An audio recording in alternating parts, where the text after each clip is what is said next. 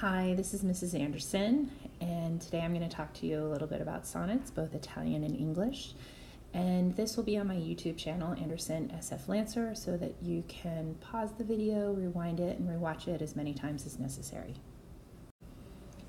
So just to talk a little bit about the origins of sonnets, they began in Italy in the 1300s, and the term sonnet is an Italian word, sonetto, which means little song. Now, the reason why the Italians are often synonymous with sonnet isn't just because of the origin of the word in Italy. Italian sonnets are incredibly famous because of one man, Francesco Petrarch, and that's the reason Italian sonnets are often called Petrarchan sonnets. So Francesco Petrarch left the priesthood, and supposedly one day when he was in church, he caught the sight of a woman named Laura.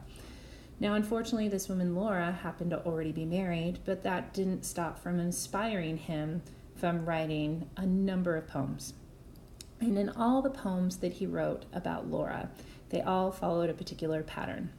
They were 14 lines, and the first stanza was 8 lines in octave, which usually presented a problem, which was usually the fact that he was in love with a woman that wasn't in love with him. And then it was followed by a sestet, or 6 lines. And in those 6 lines, you would get a solution. Now, in sonnet language, the switch from the octave to the sestet is called a volta, or a turn. So if you have Mr. Volta in math class, you can tell him that his name has a literary connection as well. Now, in addition to the number of lines, the other thing that was very formulaic about sonnets was the rhyme scheme. So the first 8 lines followed an ABBA, ABBA rhyme scheme.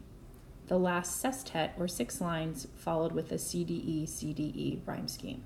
And remember, when you are identifying a rhyme scheme, you look at the last word in a line and label that with a letter of the alphabet, and then all corresponding lines that rhyme get the same letter. And you continue to do that until you run out of lines in the poem. Now, after the Italian sonnet gained some popularity, the English thought, well, we can do this as well. So there are a number of writers that decided writing English sonnets would be a good thing.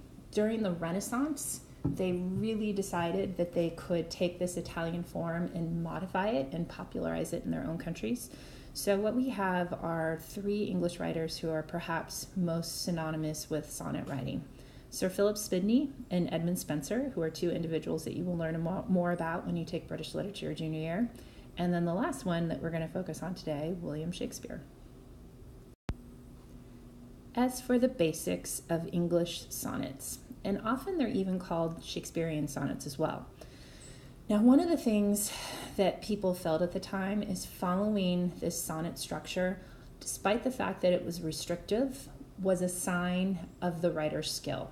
So while a lot of people feel that that didn't allow them to express creativity, the better writer would say, it's a sign of my skill to be able to be creative within the parameters that I've been given. And the parameters were as follows. There were 3 quatrains, and if you know that quad is usually synonymous with 4. So they had 3 quatrains, or 3 stanzas with 4 lines each, followed by a final couplet. So just like we had a volta or turn in the Italian sonnet, you also have a volta or turn in that final couplet.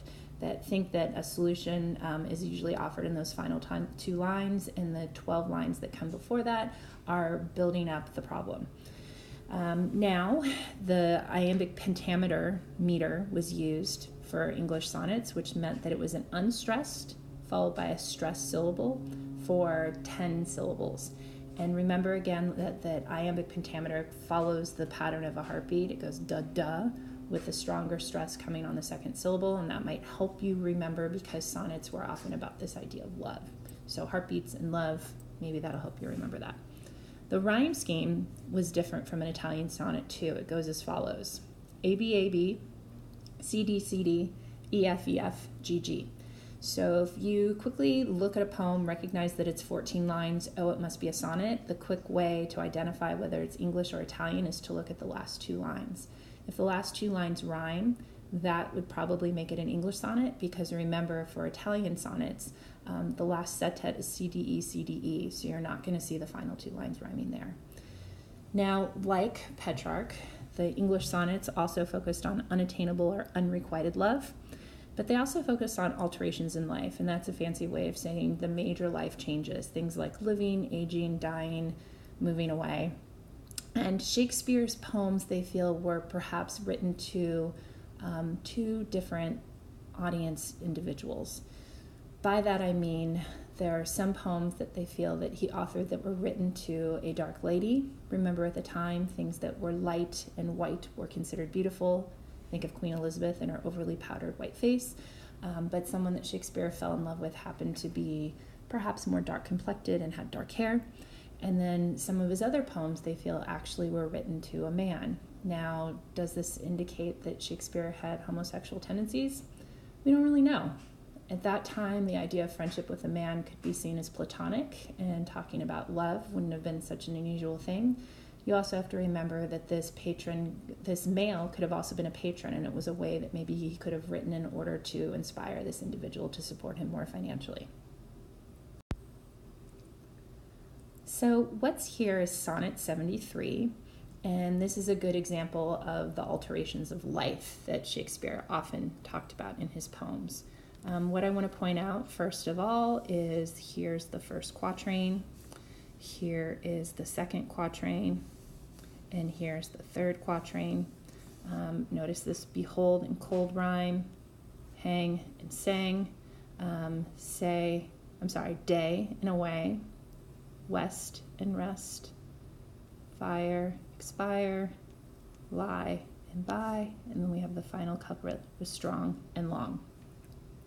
So if you look at the first quatrain, he's talking about the time of year when leaves yellow, so the autumn or the fall of life. And that's the time, if you think of winter symbolic as when things kind of die because of the cold weather, he says he's in that twilight of his life, the autumn phase, or right before the sun sets.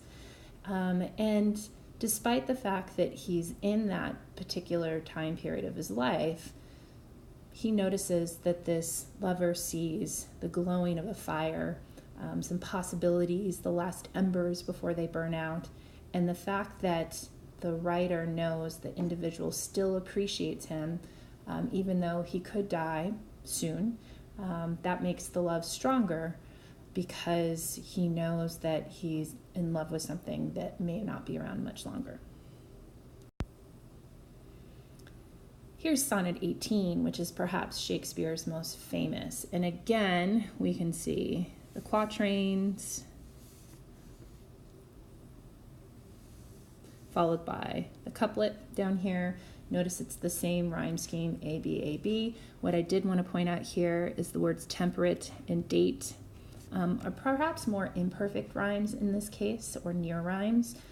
You could say temperate and date to try to make them rhyme a little bit more, but Shakespeare did fudge sometimes. We can also see that in his plays, that when he's looking to make sure something is 10 syllables, he can take out a vowel and put an apostrophe there, or add the pronunciation of another vowel sound by putting an accent in a particular word. So Shakespeare found ways within that tight restrictive writing structure in order to make his writing work. So Sonnet 18 is perhaps Shakespeare's most famous, and he wrote at a point in his career where he was incredibly famous as well. So he begins by talking about his lover as being more lovely and more beautiful than summer, and that this person is not going to fade like summer can. And even if this person dies and ages, he will still find beauty in that person. And ultimately, he says in the final line, so long as men can breathe, their eyes can see, so long lives this, and this gives life to thee. And this is where the poem turns, that volta word again, and we get to the solution of the problem. And notice the solution isn't just that his love is never going to fade, but when he says this, he's talking about the poem as well. So this is where it's a nod to his own writing and his fame at the time, that he's saying this individual's beauty will live on because he has written about it, and every single time somebody reads this poem, the beauty will be explored yet again. So, now that you know a little bit more about Shakespearean sonnets, your task is going to be to write a sonnet tonight for homework. So let's look at the assignment now and understand that I know you are not a Shakespearean scholar. So while it is important to me that you have 14 lines and that you have the correct rhyme scheme, I can understand if the iambic pentameter is perhaps a little problematic for you. So if you look at the assignment sheet, it'll explain in a little bit more detail what my expectations are and what the subject of your poem is going to be about.